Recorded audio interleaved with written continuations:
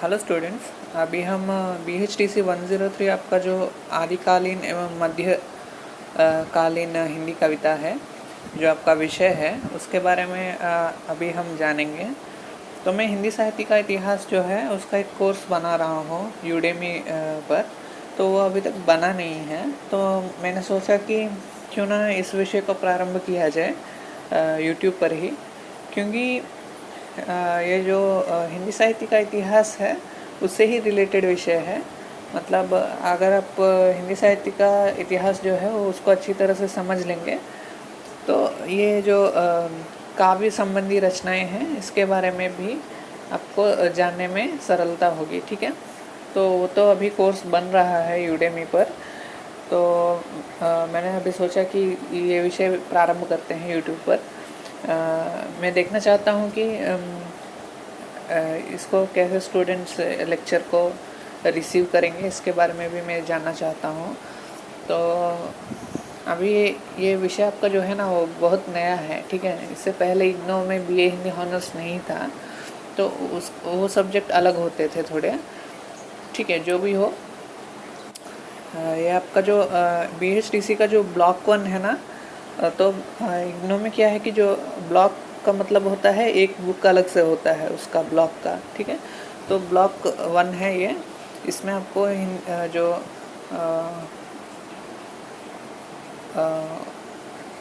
विषय हैं वो देखते हैं क्या है।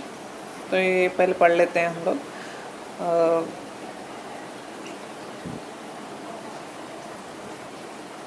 ठीक है, तो इसमें किसके बारे में दिया गया है ये भी देख लेते हैं ब्लॉक 1 में। तो अमीर खुसरो विद्यापति, तो हाँ एक बार, तो इसमें दिया गया है अमीर खुसरो विद्यापति।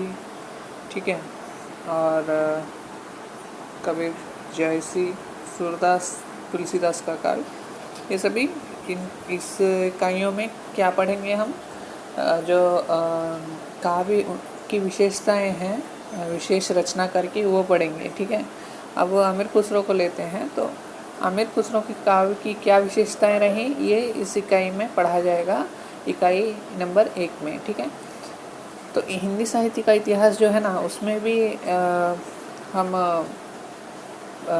अध्ययन करते हैं। तो उसमें क्या है कि जो काल विभाजन होता है उसके अनुसार अध्ययन करते हैं, लेकिन यहाँ पर रचनाकार के अनुसार अध्ययन कर रहे हैं, यही डिफरेंस है। ठीक है, तो यहाँ पर आपको एक बात ध्यान देने वाली ये होगी कि जो अमीर खुसरो और विद्यापति है ना, इनके बारे में ध्यान दीजिएगा कि जो अमीर खुसरो और विद्यापति हैं ये आदिकाल में इनको एक अन्य श्रेणी में रखा जाता है। ठीक है, अब आदिकाल में जो रचनाएं होती हैं उसको हम विभाजित कर देते हैं, सिद्ध साहित्य, नाथ साहित्य, इस प्रकार रासो साहित्य, इस प्रकार विभाजित कर देते हैं। लेकिन अमीर खुसरो और विद्यापति को क्या है कि उनको अन्य अदर्स में रखा जाता है, उनको किसी भी श्रेणी का नाम नहीं दिया जाता है। ठीक है, ये बात याद रख लीजिएगा, क्योंकि इनकी जो रचना करने की शैली थी वो अलग थी, इसलिए इनको अन्य में रखते हैं। ठीक है, तो अब देखते हैं अमीर खुसरो की क्या विशेषताएं रहीं।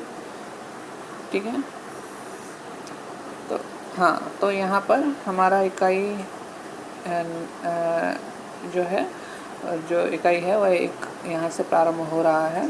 तो इसमें क्या क्या दिया गया है, जीवन परिचय है, और तो इस प्रकार ये सभी हमारे सब टॉपिक्स हैं या सब हेडिंग्स हैं। ठीक है, अब इनसे प्रश्न भी बन सकता है, तो इसमें विशेष रूप से इम्पॉर्टेंट जो है वो देख लेते हैं।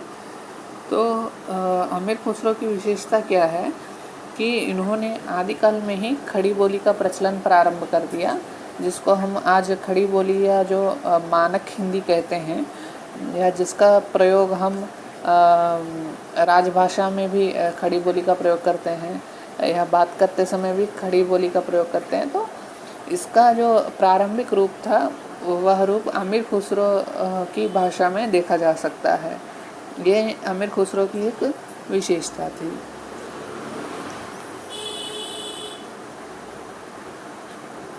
तो जो अमीर खुसरो थे वह राजाश्रित थे, मतलब राजा के आश्रय में थे। तो इनको क्या था कि राजाश्रय मिला था, तो इस कारण से इसका प्रभाव भी अमीर खुसरो पर देखने को मिलता है। विशेष रूप से जो पहेलियाँ थीं, इस प्रकार जो हिंदी में उन्होंने पहेलियाँ लिखने में बहुत रुचि दिखाई। और अब आपको क्या करना है, आप जो भी जो साइड हेडिंग्स है वो पढ़ते समय आपको क्या करना है कि इस प्रकार रेखांकित कीजिए। जो भी इम्पोर्टेंट पॉइंट्स हैं उसको रेखांकित करते जाइए। और इस प्रकार जब एक सब हेडिंग समाप्त हो जाए तो जो टॉपिक्स इम्पोर्टेंट हैं, आपको लगे कि जो इम्पोर्टेंट है, उसको साइड में यहाँ पर आपको इग्नो में स्थान मिलता है लिखने का साइड में। इस प्रकार यहाँ पॉइंट वाइज लिख लीजिए, ठीक है। ज़्यादा नहीं, एक साइड हेडिंग का 5 पॉइंट्स ऐसे लिख लीजिएगा, ठीक है। तो ये तो इनका जीवन परिचय दिए गए हैं यहाँ पर। फिर उसके बाद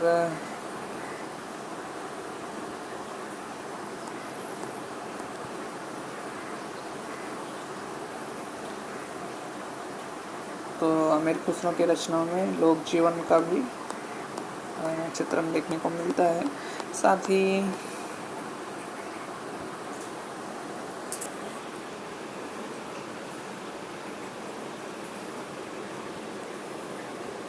इसको सारांश में हम देख लेते हैं।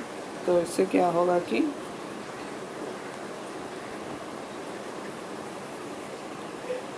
अमीर खुसरो खड़ी बोली हिंदी के प्रारंभिक कवि थे, जैसा कि मैंने आपको बताया था पहले ही। और इसके साथ ही उनके जीवन काल के बारे में बताया गया है। और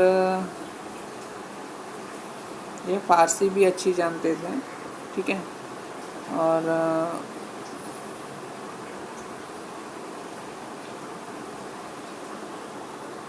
इस प्रकार हम खुसरो के बारे में जानकारी प्राप्त कर सकते हैं, ठीक है।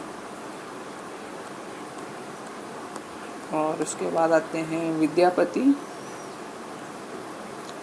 तो जो विद्यापति हैं उनकी विशेषता यह है कि इन्होंने मैथिली भाषा में भी रचना की है और अपभ्रंश में भी इन्होंने रचना की है।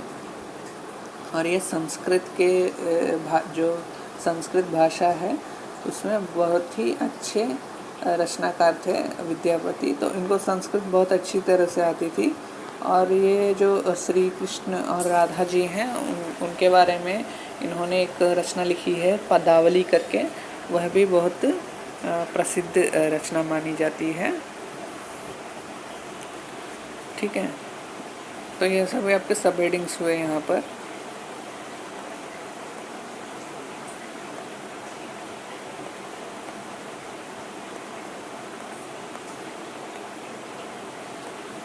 अब देखने पर तो बहुत बड़ा लग सकता है आपको, लेकिन क्या है कि साइड हेडिंग्स को हमको क्या करना है कि पॉइंट वाइज लिख लेना है, इससे याद रहता है, ठीक है। तो यहाँ तक मैंने तो प्रारंभ किया है अभी। तो आपको कैसा लगा लेक्चर ये बताइएगा, ठीक है। तो थैंक यू स्टूडेंट्स। आप एक बार डिस्क्रिप्शन चेक कर लीजिएगा, उसमें इसका PDF दिया रहेगा।